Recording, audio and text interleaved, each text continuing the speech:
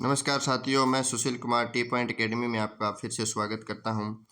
आज हम बात करने वाले हैं 13 अप्रैल की। और 13 अप्रैल 1919, जिसे ये दिन भुलाया नहीं भुला जा सकता।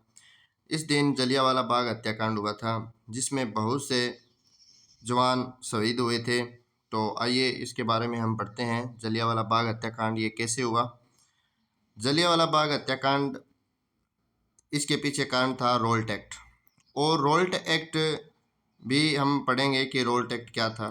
तो इस एक्ट के तहत दो प्रसिद्ध नेता थे, डॉक्टर सत्यपाल और डॉक्टर सैफुद्दीन, जिन्हें ब्रिटिश सरकार ने गिरफ्तार कर लिया था।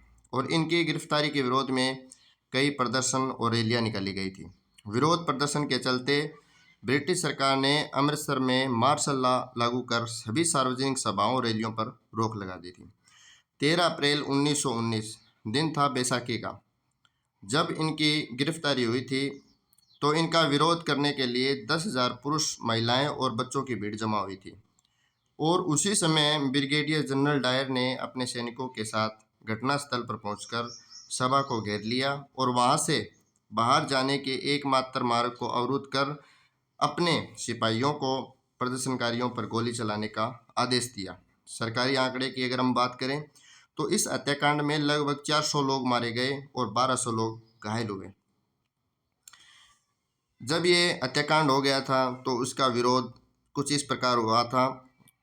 सर रविंद्रनाथ टैगोर जो थे, उन्होंने अपनी नाइटहुड की उपाधि ब्रिटिश सरकार को वापस लौटा दी।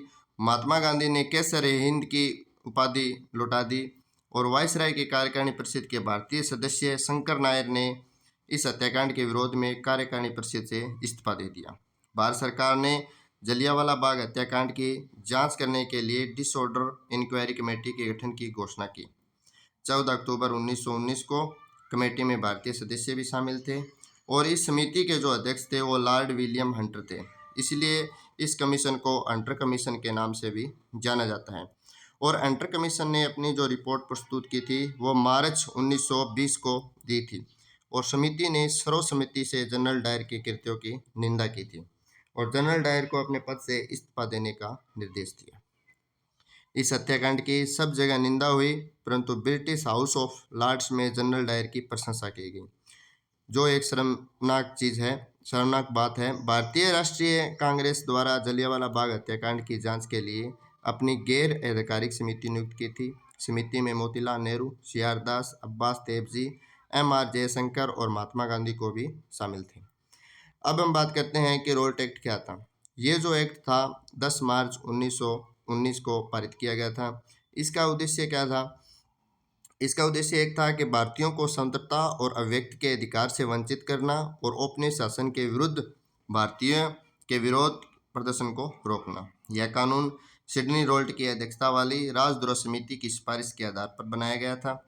एक्ट का मूल नाम अराजक और क्रांतिकारी अपराध अधिनियम 1919 था। इस एक्ट के अनुसार ब्रिटिश सरकार के पास यह शक्ति थी कि वह बिना ट्रायल चलाए किसी भी संदिग्ध व्यक्ति को गिरफ्तार कर जेल में डाल सकती थी। इसके अंतर्गत राजद्रोह के मुकदमे की सुनवाई के लिए एक अलग न्यायालय स्थापित किया गया। मुकदमे के फैसले के बाद किसी उच्च न्यायालय में अपील करने का अधिकार नहीं दिया गया था। तो ये वीडियो आपको अच्छी लगी है तो लाइक, शेयर और सब्सक्राइब करना न भूलें। जय हिंद, जय भारत।